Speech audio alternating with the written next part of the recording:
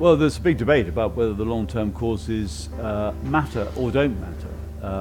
For me, the short-term causes are much more significant. I mean, there is tension in European international relations before 1914, but it actually requires a collapse crisis, a very short crisis, for the loss of control that produces the war. I mean, in the end, the Austro-Hungarian ultimatum to Serbia goes to Belgrade on the 23rd of July, and the two countries are at war within 5 days, and most of the rest of the major powers within 2 or 3 days after that.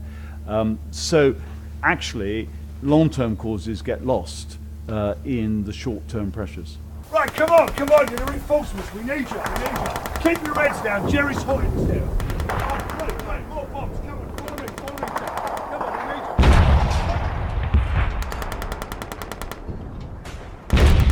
We're trying to give as accurate as we can portrayal of what it was like, but while honouring and respecting our forebears that did this for real. This wasn't a game for them, it's not a game for us. One of our main things, apart from the entertainment side, is to educate people and educate the kids of something that's now gone out of living memory. Let's go! The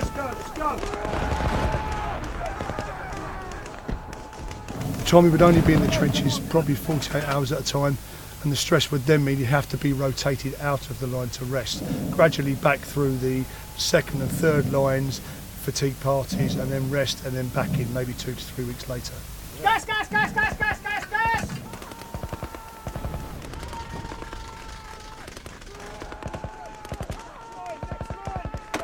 I think the main problem is the technology was moving much faster than people could react to it. And it was always the case of technology. If you think in 1914 no one had helmets, no one had gas masks. Within 6 weeks of the first gas attack in 1915, the British Army issued 2 million rudimentary gas masks in 6 weeks. And this was the case all throughout the war, the sudden jumps in technology and having to counter the sudden jumps in technology all the way through the war. Communications is a case in point. Yes, we had telephone communications, but the lines were always being cut, so we were reduced to using runners and carrier pigeons because we just didn't have a way, we didn't have radio systems like they had in later wars. So again, it's all back to technology moving very quickly and trying to keep up with the evolution of warfare and technology. Trench warfare is very much an accident.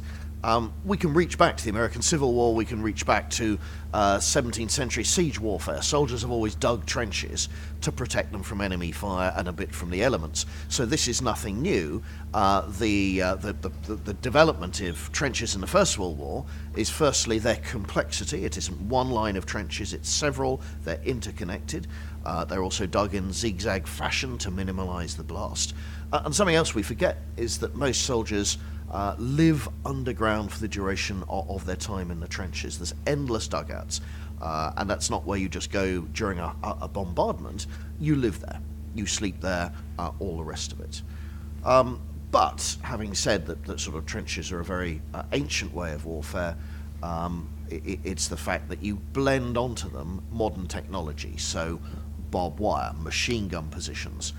When gas arrives, you've got to protect soldiers from gas because gas is usually heavier than air, will sink straight into the trenches. Tanks are developed specifically to cross trenches.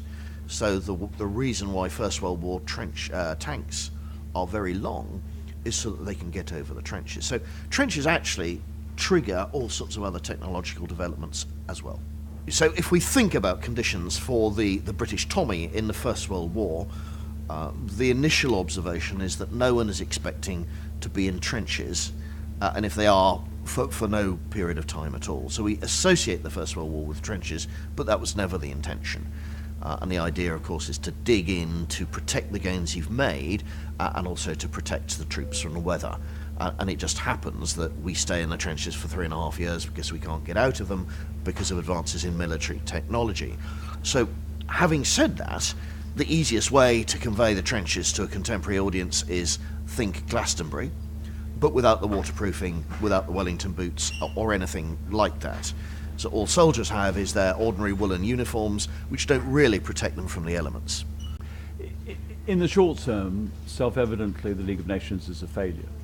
It doesn't stop Japan in the 1930s, it doesn't stop Italy in Abyssinia in the 1930s, and ultimately the Second World War follows. On the other hand, when the United Nations is formed, what it is trying to do is pick up the ideals of the League of Nations and make them more effective. So to that extent, its ideas and its ambitions carry on and are still with us in many ways. I don't believe there is any inevitable, in inverted commas, link between 1919 and 1939. Too much happens in the intervening period.